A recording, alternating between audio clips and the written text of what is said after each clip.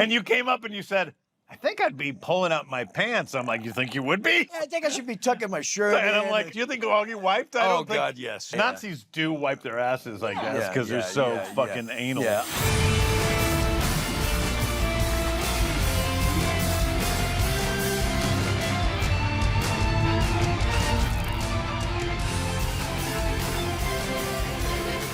Welcome to Peacemaker, the official podcast with James Gunn. In case you were thinking that this, podcast was unofficial. No. It's not. Fuck that noise. We're fucking official. Yeah. We registered at the DMV today. Right. And I am here with my lovely co-hosts. Steve Agee, who plays John Economos. Hi, I'm Jen Holland. I play Emilia Harcourt. And this is the official destination to go deeper into the Peacemaker TV show on the HBO Max original series, Peacemaker. We're going to go behind the scenes. We're going to get stories from set, determine what's canon, answer fan questions, talk about the songs, and more. And on this episode, we are diving into Season 1, Episode 2, entitled Best Friends for Never, directed by the one and only James Gunn. And we have a special guest today. We are joined by Robert Patrick, who plays none other than August Ransom Smith, otherwise known as Auggie Smith. What a thrill to be here. Thank you for that introduction. Yeah, thanks for coming. And we are talking about spoilers too. So if you haven't watched this episode or any of the episodes, go to HBO Max right now and do so. And then come back and listen. Or just listen to this wonderful podcast There you go. and imagine the show as you go along. James, What? we want them to watch the show. Yeah, but I care about their well-being first and foremost, and secondly about my own needs. What matters most is that they're happy. And so I'm just saying, if there's somebody out there who's happy just listening to the podcast and not watching the show, do it. Sure. That's okay. Robert. But you've really missed out. But you'll miss out. Yeah. Yeah, I mean, I say that knowing their life won't be as good without watching Peacemaker. You want to see it. Visually, it's beautiful. So, Robert, we've had a great time already hanging out, watching the episode. Robert is somebody who I have a pleasure being with every time we're together, where we're hanging out and smoking cigars or on set shooting. You came to our wedding. It was beautiful. I often think of you as, and I think I've told you this before, you're the non-insane Michael Rooker. I take that as a great compliment. I take it as a great compliment. So anyway, how did you come to be on our show? Why don't you tell us about that? Well, I'm thrilled to have done Peacemaker. I was overjoyed when you contacted me about playing Aggie. We discussed Aggie on a Zoom meeting, I think primarily, and that's right. You and I, we got onto a Zoom with just the two of us, and we talked about the character and what it would be. And obviously Aggie is Delightful. just a horrible human being. So I was kind of intrigued by the idea that you had thought of me for this role. When I think of horrible people, I think of Robert Patrick. Immediately, I just popped up. We discussed, and I kind of wrapped my head around the idea of it was an Archie Bunker type character. Yeah. Amplified to a great degree, and we went with it. I mean, it's not every day you get to play someone that hates everybody. I never thought of Auggie Smith and Archie Bunker together until you just said that now. But it is. It was. He's a murderous Archie Bunker. Yeah, though. it's just Yeah. very, very amplified version. But it's interesting to play a racist. Well, and someone that hates everybody. You're always incredible to watch. You're always so present. You're just a wonderful actor that we're so lucky to have on the show. But we had just watched you in Perry Mason. Right. And we were like, wow, he plays a bad guy so good. And well, he was just so intense. Like you just can't take your eyes off him in that show. And that's a great show. By the way, if people want to go back and watch Perry Mason, it was a show on HBO that probably didn't get the views that it deserved, with great performances, and people should go watch that show. It was a great show, and you did reference that when we were talking, and you had seen that. It's art. That show, Perry Mason, really is art. You have so many. Yeah, you've picked good stuff. I got lucky, man. Yeah, I got really lucky. It's It's been an amazing career. And I really like everything that I'm getting to do as of late, from Someone Peacemaker told me on. you were in a Terminator movie. Yeah, I did that early in my career. That way back when. Yeah, no, it's just been great. And it started with Peacemaker. I've gotten to do a lot of wonderful things cool. since then. So The thing about you is I never have to cut or edit you because you turn in a bad take. Like, you're always there. You're always believable. You're always grounded, and that's a few actors that I work with that I really like working with. People like Rooker or Frank Grillo, or you never have to cut because you don't believe what they're saying. You're never trying too hard, and I think you see that in every frame of the show, that you're always there, and because of that, you're highly unlikable because you're so such a bad guy. you're so mean. From frame 1 of episode 1, you are so mean to your son from the moment he comes home. I really don't like him. You really hate him. The only time we see you even laugh is when Cena is telling you a horrible story about someone who is locked in a trunk with rats who Oh ate yeah, away at episode him. 1. His own father tortured him by locking him in a crate for 24 hours with nothing but starving rats. Right? We thought he has these horrible acne scars. Guys, but they weren't. They were rat bites from when the rats would gnaw on his flesh when he was a little kid. It's funny, right? You're laughing so hard you're choking. Well, I'm thinking back to when we were filming that and the situation we were in with COVID, and going back to even when we were reading the script, doing the read-through. There was a familiarity I had with Mr. Cena. I had worked with him early in his career. You Right. didn't even know that. I didn't. I did his first movie, and I was his nemesis in that. So John and I had this chemistry that was just there. Mm-hmm. So I knew we didn't have to worry about that. That you would buy the father-son familiarity. But the great thing you did, and I love you for this, we're not going to rehearse. You guys fine with that? Let's just shoot a take. And it's like you're in. You know what I Yeah. mean? You're in. You're in the moment. Whatever happens. Yeah, that's something like, when I do a movie, I'll do rehearsals, and I'll do pretty long rehearsals. But something I don't believe is walking onto a TV set where I've never heard anybody saying the lines and sitting and doing rehearsals for a half an hour. I'm like, sometimes the first take can have a magic moment in it, even if the scene doesn't work all together, which it probably doesn't. I like shooting the rehearsals because sometimes you find some fun stuff there. It's not like we're shooting on 35 millimeter film, so we're not wasting any money. And yeah. So I love just shooting. I was just amazed by John. Yeah.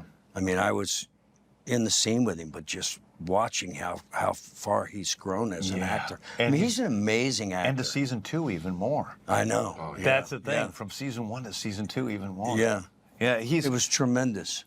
I remember we did the reading of, what was it, the first 2 scripts or something over Zoom early on because we were in the middle of COVID. And we did it COVID over, protocol. and I remember, who was it? You and one of the other actors could not stop laughing throughout the whole, you were laughing so much at everything.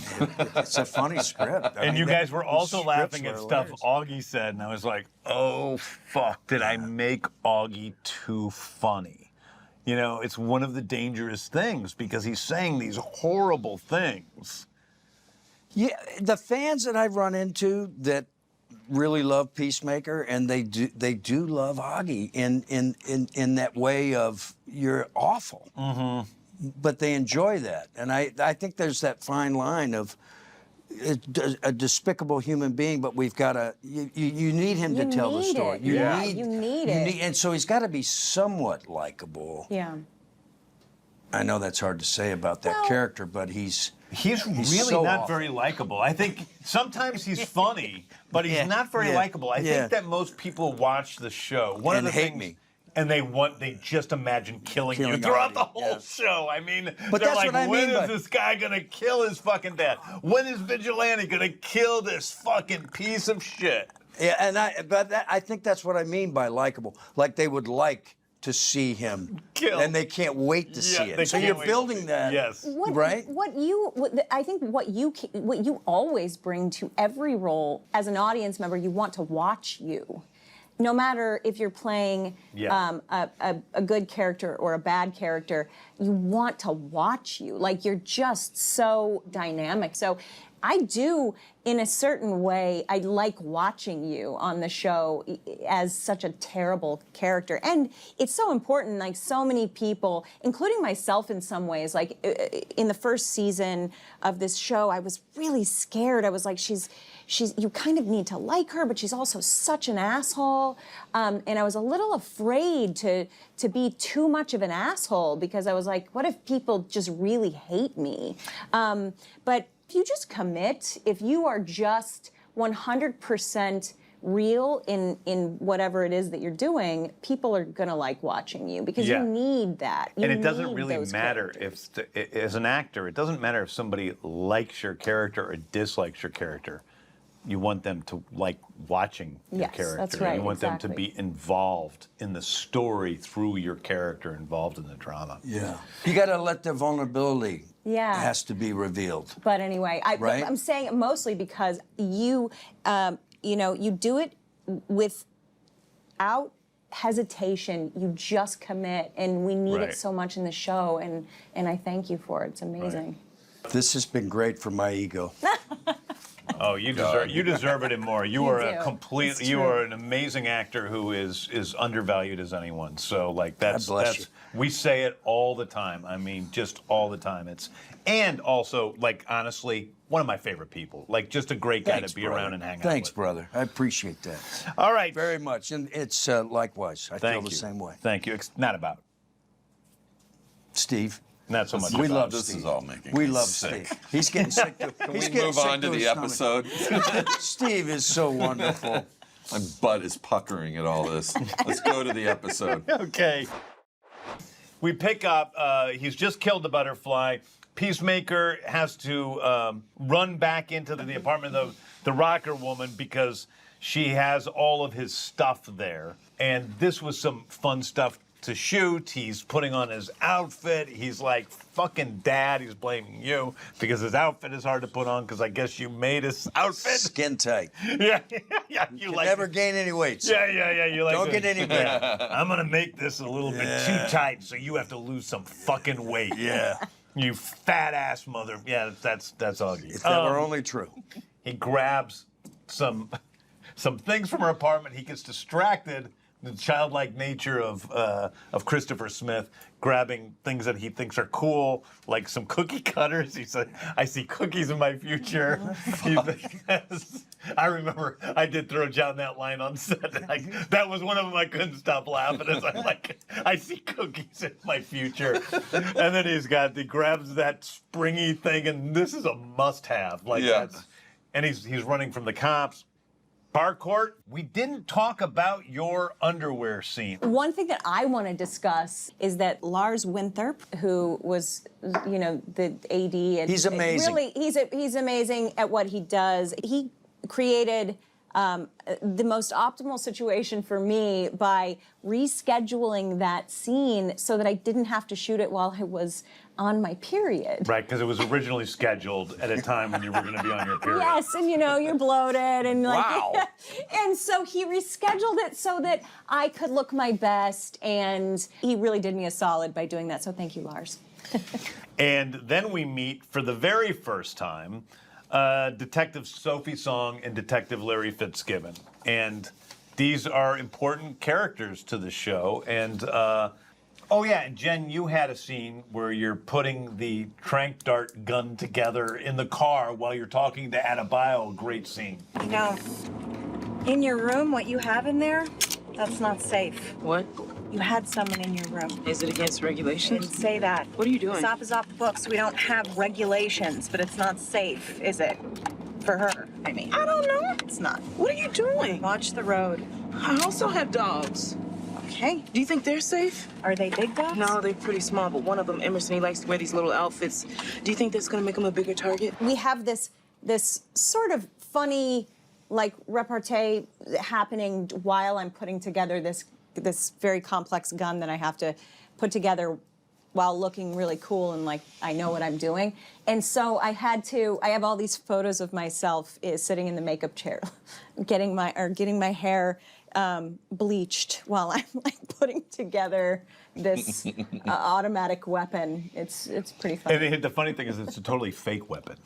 It was our props guy, David Dowling, who did a great job on the show on season 1. He was fantastic. And he came in and he gave me the first design, and I'm like, I don't know, that's only 3 steps. I need more steps than that because she's got to be putting it together the whole time that they're driving. And he eventually came through and gave us this wonderfully ridiculous tranquilizer dart gun.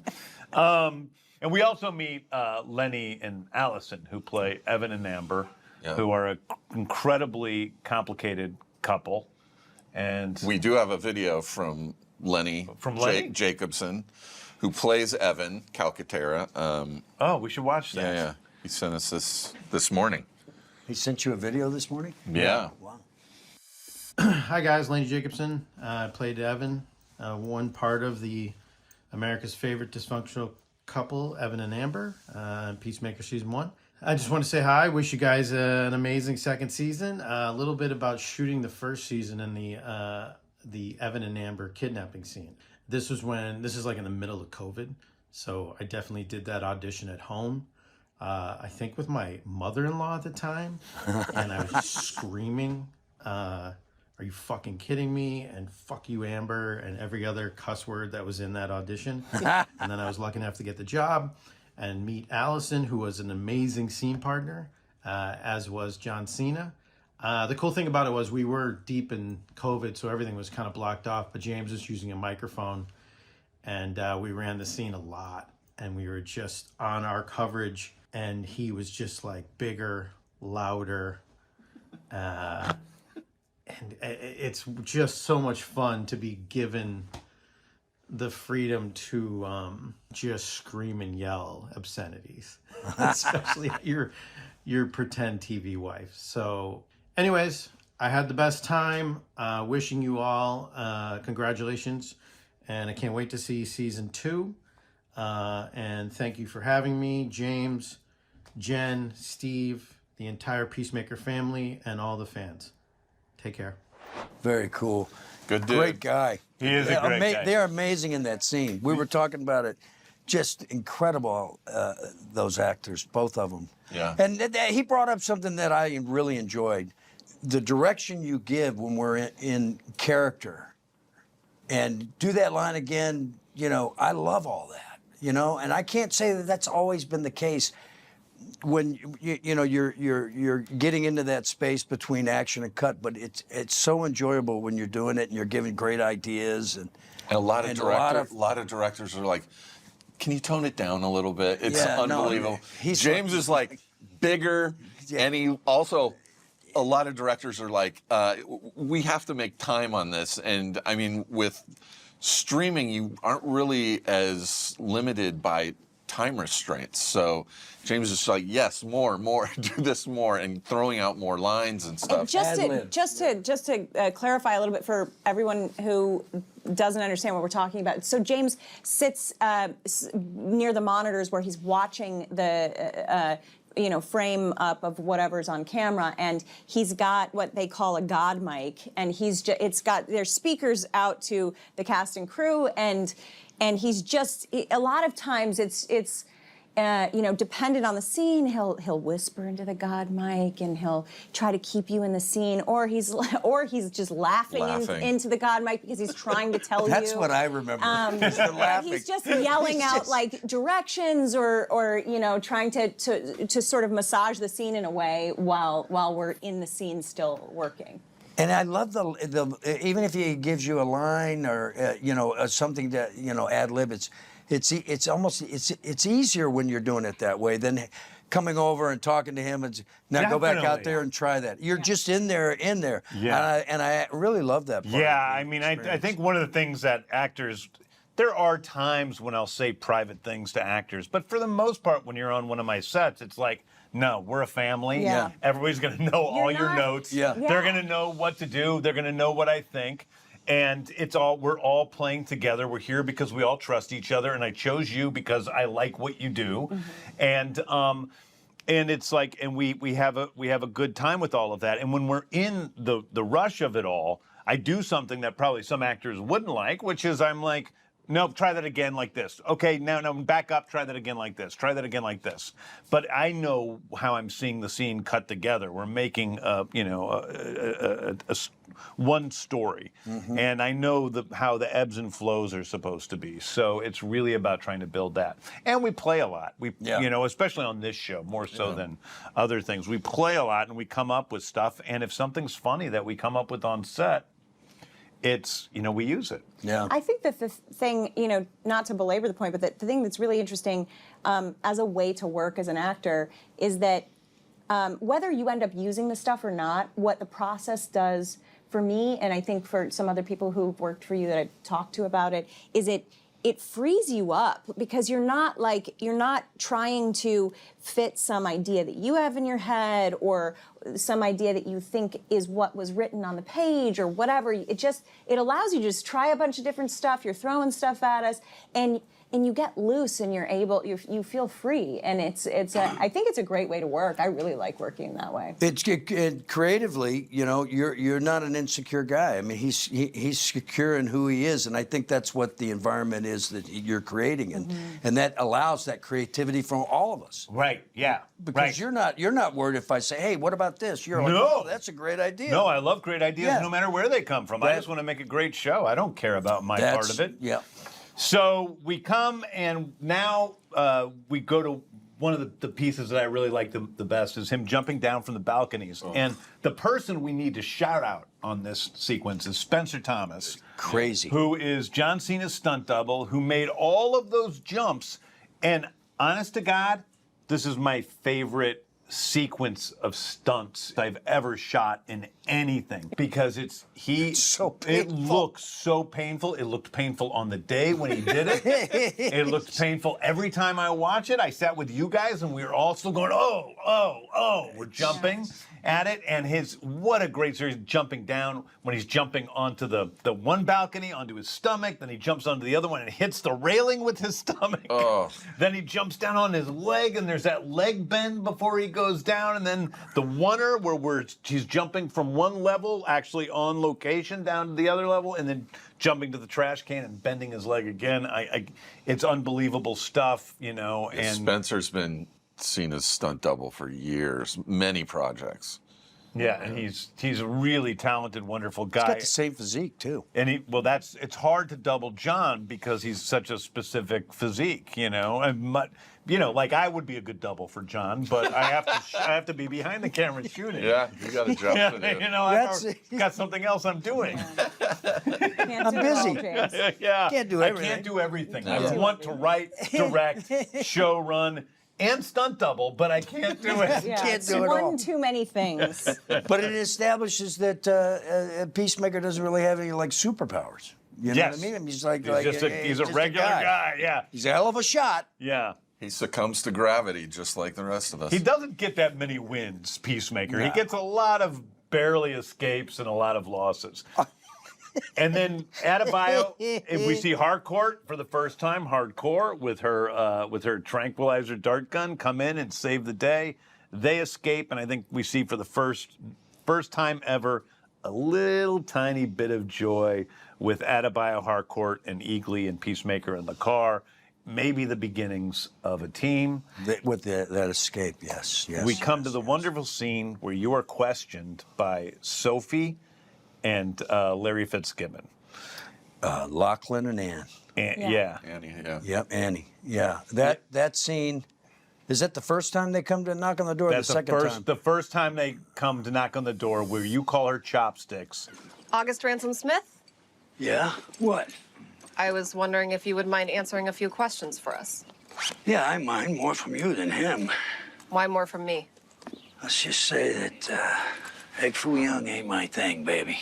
I'm pulling up my pants. You're pulling up your pants, which I was sitting right in the other room. And you came up and you said, I think I'd be pulling up my pants. I'm like, you think you would be? He's like, Yeah, I think I should be tucking my shirt and I'm in. like, and I was like, sometimes I can be taken aback by something like, okay, I mean, I hope I don't regret this when I'm cutting it, because sometimes I can say yes too quickly. And then all of a sudden you're opening the door and you're buckling up your pants as if you don't give a shit there are people there. It's like, you obviously were taking a shit. Yeah, I was obviously incapacitated.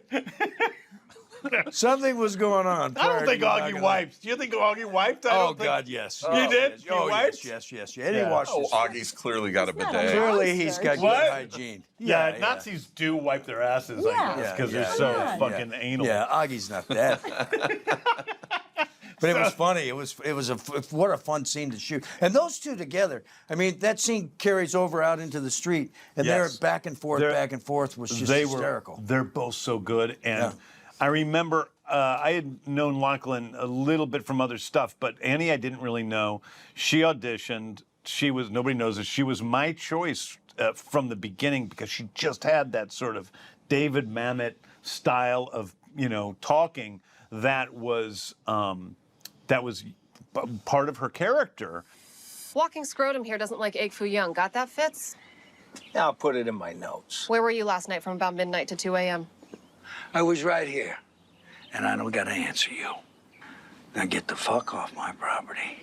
Maybe you can tell us why a 1976 Ford Comet registered in your name was left at the Wild Estates apartment complex uptown. Arrest me or get the fuck out of here, chopsticks. Yeah, well, we'll be seeing you, Fork. Fork? So she was magnificent. I think that was one of the first times, or the first time I shot with her. It was definitely the first time I shot with her where she was doing anything substantial.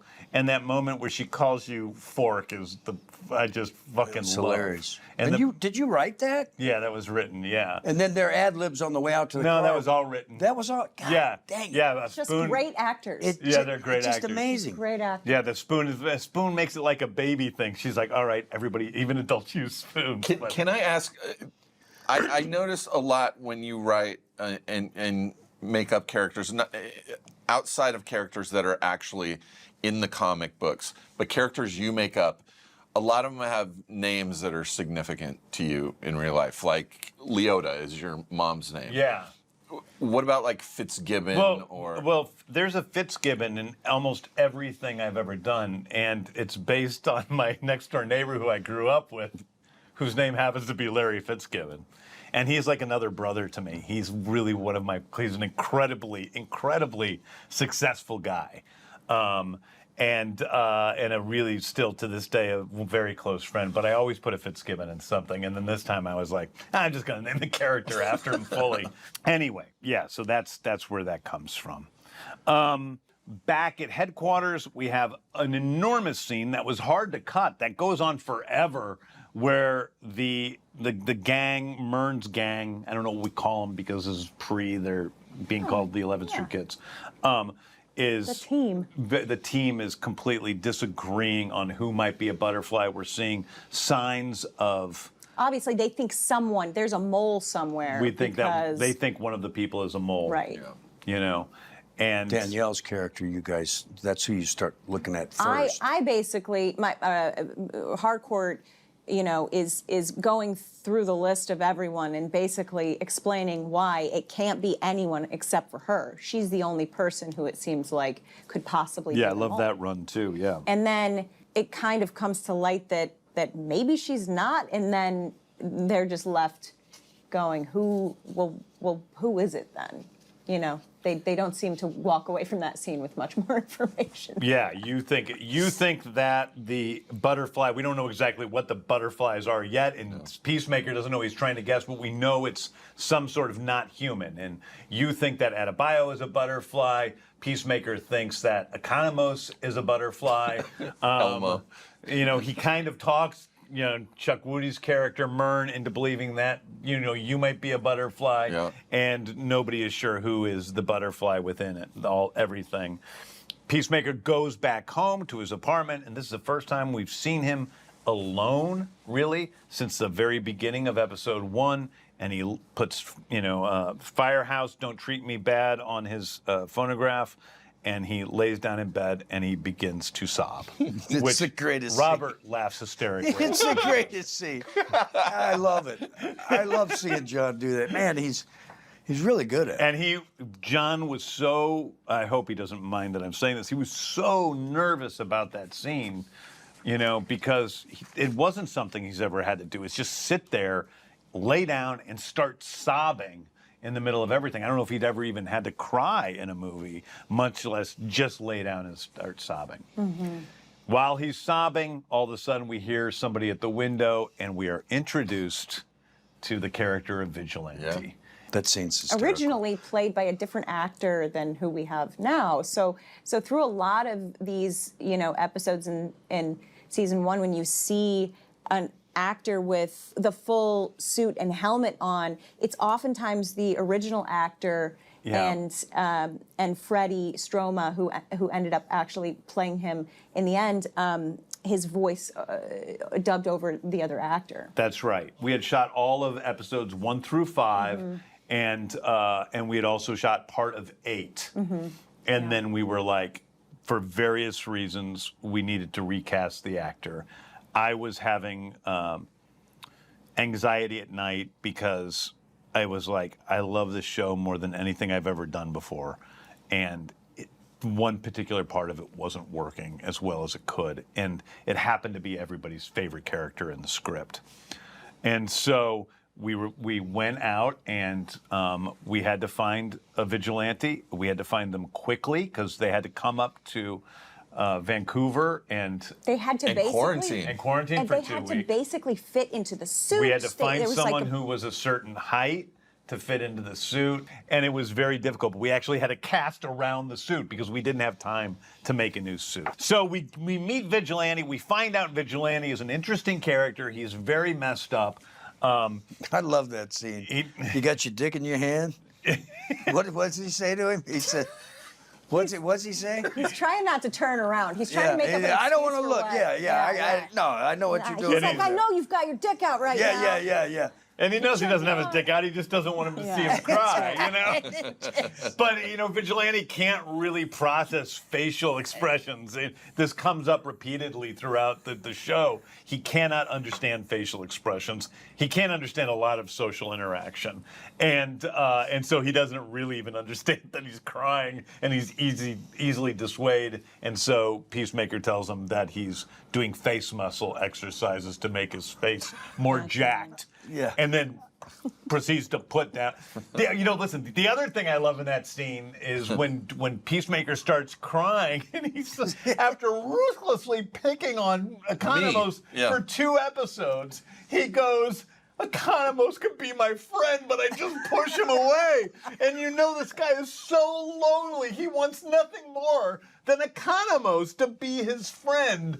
And yet he does nothing but just brutally pick on him. Mean, insulting. And that's really, you learn that with that one sentence a lot about who Peacemaker is. Diebeard. We have Vigilante admit that he feels pleasure when he's murdering people for doing graffiti. Yeah. And sometimes he makes mistakes killing people, but usually not. Usually it's somebody who's doing something incredibly evil like graffiti, which I don't know how. And he says to Peacemaker, but you enjoy it just like I do. Yeah. Let's admit it.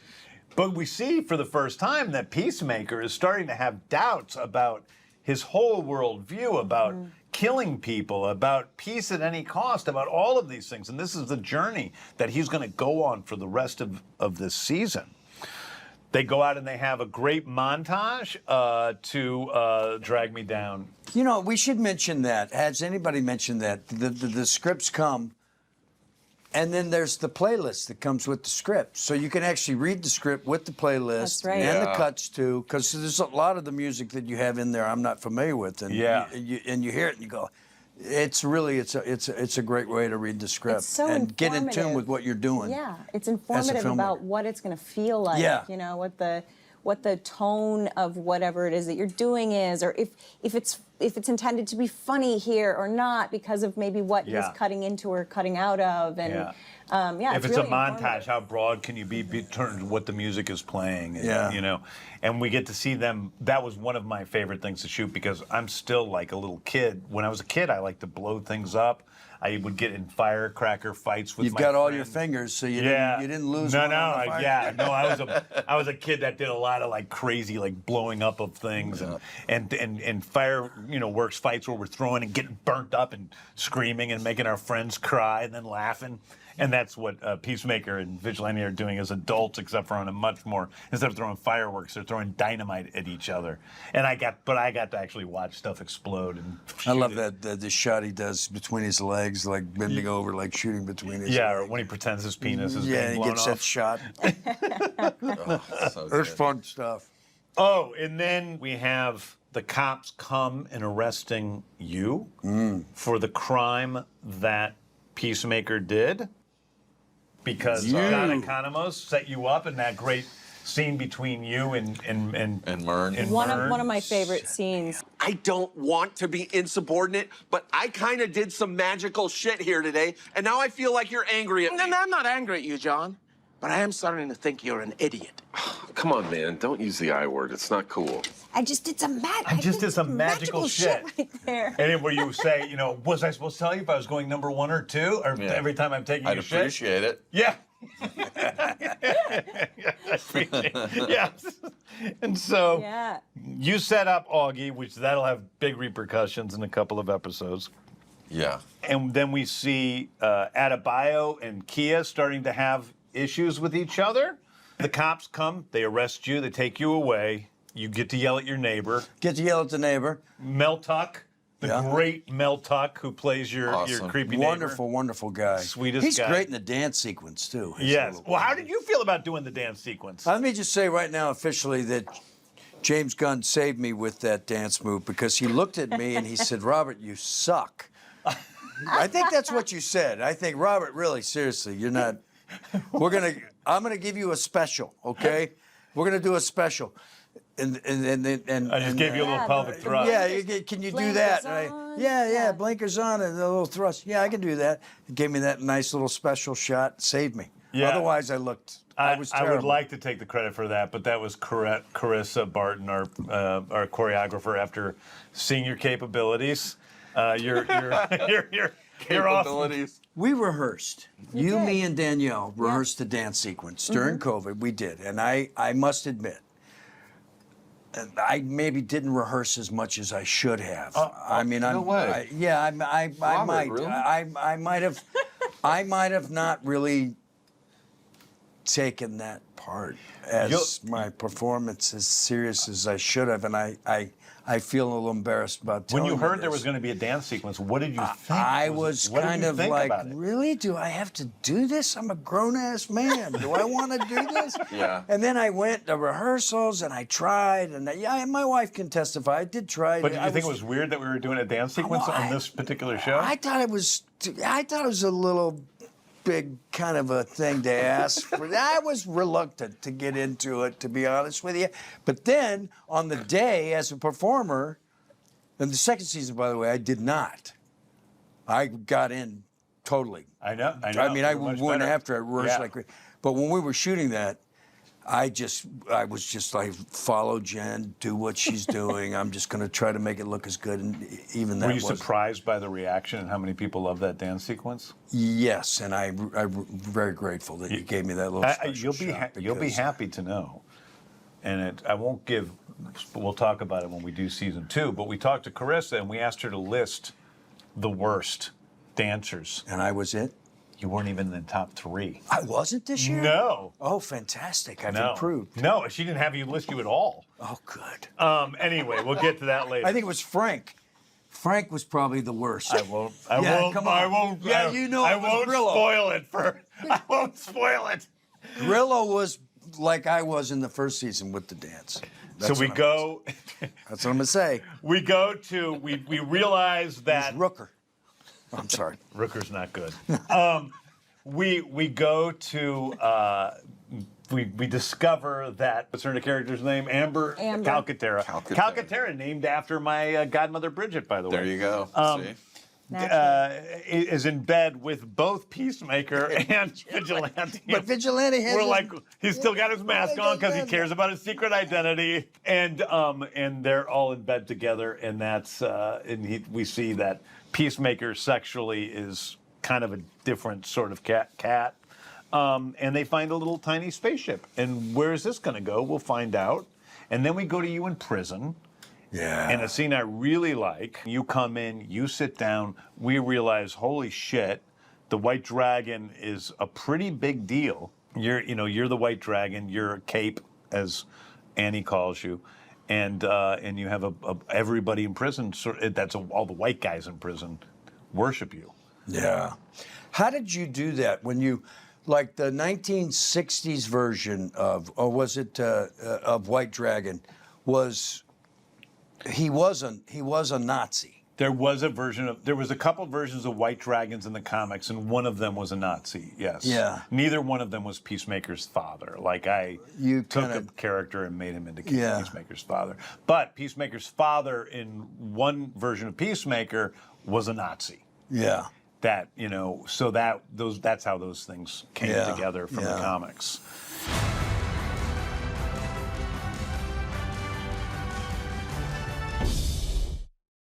I guess this is Song Spotlight. Pumped Up Kicks, the glam metal version starts playing as you look at the camera. Mm-hmm. That is performed by Ralph Fiennes, who is also known as Michael Starr from Steel Panther, and was orchestrated by John Murphy, who does a lot of my film scores. And that's an amazing way to end the show, because that's also earlier in the show, Allison was calling Lenny a murderer because he listens to Pumped Up Kicks. Oh, you're gonna put down my musical taste now? How fucking low are you? Pumped Up Kicks, Evan? Do you know what that song is about? Murder! You are a murderer! You are murdering my spirit! Every episode now we've been doing what's canon. So it's like, what is canon from this season to the new DCU? And I will say that everything in the show is canon, except maybe Batmite, who's one of my favorite characters. But I can't say for sure that Batmite is real. But that is a character from the comics. Batmite? Yeah. Oh, he's a wonderful character from the comics. He's an imp from the fifth dimension who looks creepy and dresses in a little Batman costume, except for the ears are bent because it's a really ill-fitting Batman costume. Got skinny little legs, fat little body, and he worships Batman. And so he tries to create these extraordinary circumstances for Batman to prove he's a hero, and it's a like nightmarish scenarios. Wow. He's a great character. We would love to see Pattinson go up against Batmite, I think. I talked to Matt Reeves yesterday. I'll talk to him again. I'm going to call him after this. I'm like, how about Batmite? Matt's going to love that idea. Yeah, it seems high percentage chance he's going to say yes. Oh, I have an It's a idea. cool-looking character. What's your idea? Should we get into some fan questions via Eagly's airmail bag? Let's do it. Eagly's air. We didn't talk about Eagly. Well, Great character you created. Yeah, Eagly. Eagly's a good. Yeah, it's like he's an eagle. Yeah, it's cool. We did try early on. We had an eagle that we were going to try to use a real eagle for the show because he's always CGI by Weta. And I had an eagle come in, and that eagle was so miserable. Like, he did not want to be there. That I'm like, I can't do that to this eagle. Okay, what do you got? Back to the airmail bag. How difficult was it to avoid the camera in the reflection of the Peacemaker helmet? Wow, that was a pain in the ass, huh? We don't avoid the reflection; we just take it out. And we have a crew of CGI artists who work on the helmet. They do a really good job, and we just. Is that what the mirrored ball is for on set? No, a mirrored ball on set for VFX. We have that on set of every VFX movie where you come out, you hold the mirrored ball up, and it shows you where all the lights and everything are coming from. At RealJStar32, who is the decision maker behind the glorious 80s hair metal? Obviously, James Gunn. Yeah. Nathaniel.lee.79 on Facebook says, what made James Gunn decide to have the main villains, the butterflies, be an existing original alien race rather than existing comic characters? there's no reasoning behind it other than it seemed to fit the story with what was happening. And I think, I really wanted a story that could, travel all the way through one season, that would have a beginning, middle, and end.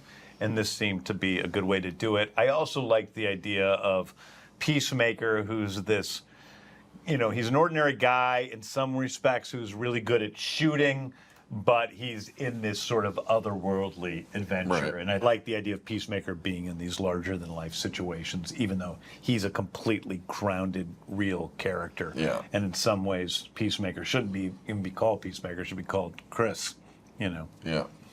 All right. Well, thank you so much, Robert, for coming and hanging out with us. That's it for this episode. In the next episode, we're going to be talking about Season 1, Episode 3. Stream Peacemaker on HBO Max to watch along with us. Joining us in the studio for that episode will be Lars Winther, producer and first assistant director, and also one of the heads of DC Studios. New episodes of this Season 1 Rewatch podcast drop Mondays and Thursdays. You can watch our podcast on HBO Max, on the HBO Max YouTube channel, and wherever you get your podcasts. This has been a DC Studios Showcase presentation. Peace. Peace. Peace out, motherfuckers.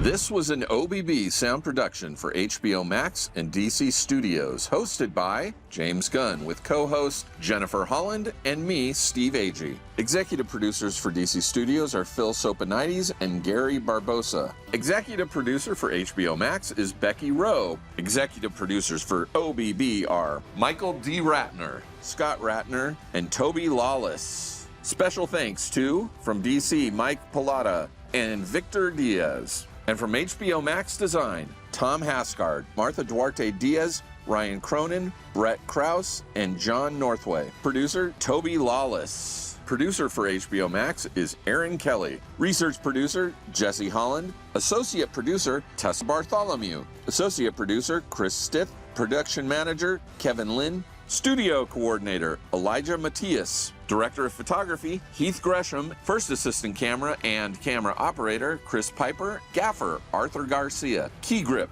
Jake Reeder. Sound mixer, Josh Falcon. Sound mixer, Darren Bowling.